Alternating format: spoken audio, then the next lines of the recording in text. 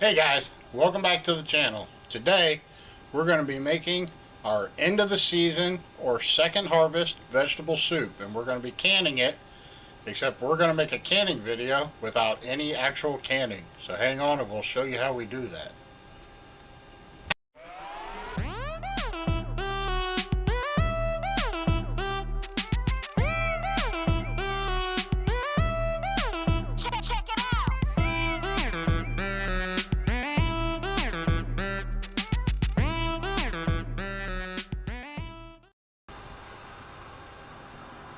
Okay guys, what we're going to do is make our end of the season or end of harvest or second harvest vegetable soup, and we're going to can it, but it's going to take us a while to get the canning process done. So what we'll do is we'll take you all the way up to the canning process and then tell you how to do it. But this is more about how we make the soup itself, and it's not exactly a canning video. So we'll get into that footage. It'll take just a little bit to run through it, and I'll see you on the other end of it.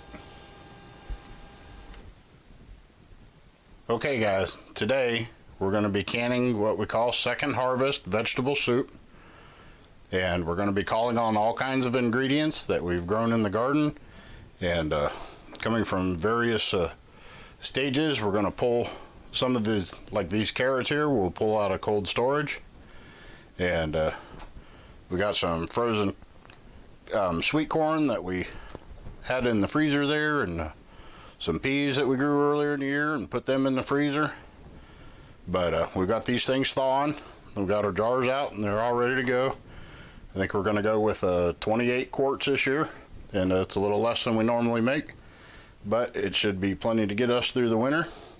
But we're going to go ahead and put this together, and we'll show you as we go along the different steps. But all of the ingredients you'll see, minus a few little oddities like some lemon juice and salt, we grew here in the garden. So, and we're going to show you getting them ready to go. We'll put those in the jars, and then unlike most canning videos, once we get them ready to go and we're all done with it, we're going to go ahead and cut the video off, because we get a mess of canning to do. There'll be about 4 loads there, and that's going to take us hours and hours, and we want to get the video out today.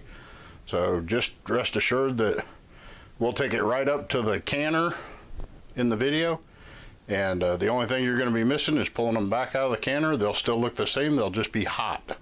So you're not going to miss much. We'll just we're going to show you the process of getting them ready to can, and we may even show you putting the first ones in the canner. But after that, we're going to go ahead and cut it off, because we'd like you to be able to see this video sometime this month. Okay guys, each year the recipe for the soup is going to be just slightly different. It just depends on what we harvested and what we put away. I'll give you an example, like this frozen bag of corn here. We canned up a bunch of sweet corn, and we had a bunch left over that couldn't quite make a full load. So we went ahead and froze that as part of this project. So that's what we have, and we could have done 14 jars or 21 jars, but we just still used this entire bag of corn. So it just depends. Like, we're going to stretch it out to 28 jars, so we're not going to get as much corn in each jar. But we got peas here. We're going to split those peas up, and got some carrots here, and we got a bunch of other ingredients too. We're going to show you those as we go along. There is no recipe. It's what you have on hand. But the one thing that doesn't change from year to year is the lemon juice and the salt. And we're going to go with a teaspoon of canning salt in each jar and a tablespoon of lemon juice in each jar. And that'll add some bacterial protection with the salt, and a little acidity with the lemon juice, both of which are probably completely unnecessary with pressure canning, but we're going to do it anyway. But we go ahead and get those in there, and then we'll bring you back and show you what else we're doing. Okay guys, while Tina gets these carrots peeled up, we're going to swing over here and we'll show you what we got. It looked like we broke down the corn. Each jar got about 3 level tablespoons, or rounded tablespoons, I guess. But we got we got our peas out here, letting them thaw just a little bit. We're going to break those up, and look like we're going to be able to get very many peas per jar, maybe a couple tablespoons. But we're just using not a tablespoon, but just a big eating spoon. But each jar got about 3 eating spoons full of corn. Get a couple full of peas, and then we're going to start breaking down these carrots over here, and we'll get those added in here. We'll show you that when we get to those. Alright guys, well, I get these carrots chopped up and divided up into the jars. We swing over here, and Miss T is processing some green and wax beans both. Those came out of the garden the other day, but we'll get those broke down and chopped up, and those will be the next thing to go in. So when you see the soup again, it'll probably have both the carrots and the green beans in there. Okay guys, while Tina's still working on those green beans, they take a little while to get washed and cut up. We're going to come out here and we're going to grab some of this garlic, and then we're also going to get into some of these onions. So we'll get that inside and we'll start chopping on them. Okay guys, Tina's getting about done with these beans. She keeps adding to this pile over here. But we went out there on the porch and we got us what looks like a baker's dozen of onions. And we got a pile of garlic there. We broke it down on the clothes while we were still outside and let the papers blow away in the wind. But got a good mix there of hard neck and soft neck garlic. So we'll go ahead and start breaking those down and getting them into the jars while Tina finishes up the beans. And then we'll be back to show you what we're doing. Okay guys, we got all our onions chopped. We got a nice big pile of garlic slices there. We're going to go ahead and get it in the jars. And we got those green beans over there, top right, we'll get those put into the soup too, and we'll bring you back when we get everything that we have so far into the jars. Okay guys, as you can see, the jars are starting to fill up now, but we got a nice mess of okra here to cut up, and we'll get over here. Miss Tina is working on a sink full of bell peppers. That brought those in from the garden the other day, but we'll go ahead and get these things chopped up, and we'll bring you back and show you where we're at to this point.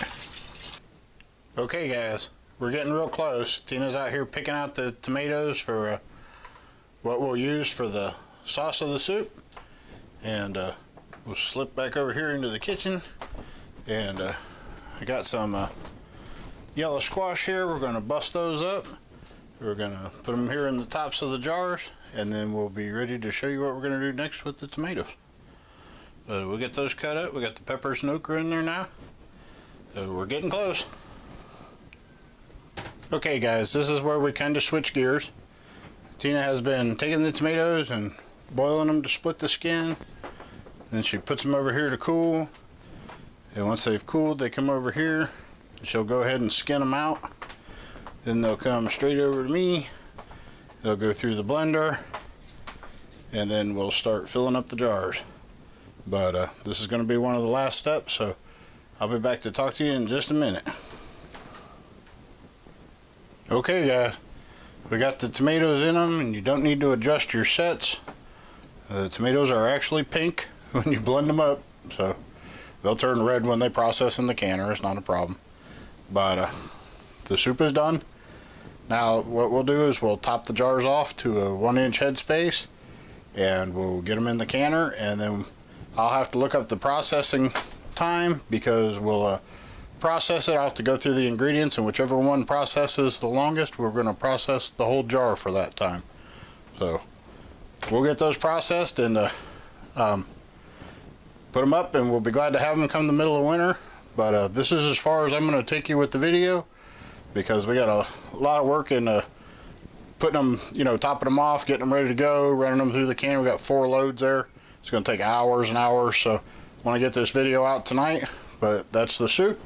All it's missing is being topped off in a lid, and you're not really missing much. So we're just going to process them. If you make soup like this, process it to the longest ingredient that needs processed in the pressure canner. So we'll go ahead and leave it at that, and I'll be right back to talk to you. Hey guys, I hope you guys enjoyed that. That's how we make our end of the season soup. It's all settled in now, and what we'll do is we'll top those jars off with a little bit of hot water, and we'll get the lids and rings on them, and then they'll sit until we're ready to run them through the pressure canner. But then we'll pressure can them according to whatever the longest vegetable is. So we'll run them through the canner, and then they'll be done. But that's going to take us hours and hours. There's 4 loads there. That's a lot of great soup. We look forward to enjoying it with some grilled cheese sandwiches in the middle of the winter. But for right now, that's how we make the soup. And there's not much left other than the process of canning it. So, and if you want, I'll shoot some footage of it when we're done. Probably be tomorrow afternoon.